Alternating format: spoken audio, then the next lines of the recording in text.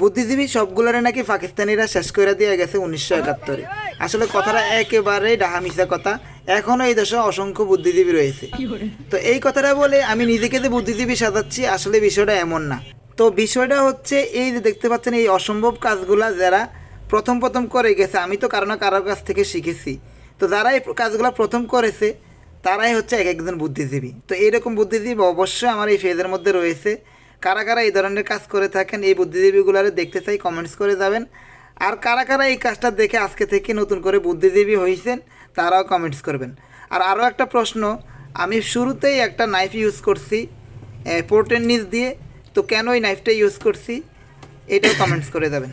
তো আরেকটা কথা বলে রাখি, এই ধরনের কাজ আসলে অনেকে ইগনোর করেন, আসলে ইগনোর করবেন না। যেই কাস্টমার এই মোবাইলটা নিয়ে আসে তার আসলে এই মোবাইলটাই সম্বল, তার আরেকটা মোবাইল কেনার হয়তো বা সামর্থ্য নাই।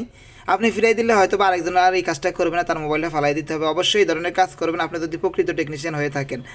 আরেকটা কথা হচ্ছে, আমি প্রতিটা ভিডিও ছেড়ে থাকি নতুন টেকনিশিয়ান ভাইদের জন্য, যারা আপনারা কিছু শিখতে পারেন। তো আমি প্রতিটা কথা বলি ফানিভাবে, হয়তো বা এর মধ্যেও অনেক কিছু শিখার আছে। যেমন আমি নাইফটা ইউজ করছি, এটা শিখে রাখবেন। তো কমেন্টসগুলো দেখবেন নাইফটা কেন ইউজ করছি, আশা করি উত্তর পেয়ে যাবেন। তো ভিডিওটি ভালো লাগলে অবশ্যই শেয়ার করে দিবেন আর পেজটি ফলো করে দিবেন। প্রতিনিয়ত আমি এই ধরনের ইম্পর্টেন্ট ভিডিও আমার পেজে দিয়ে থাকি।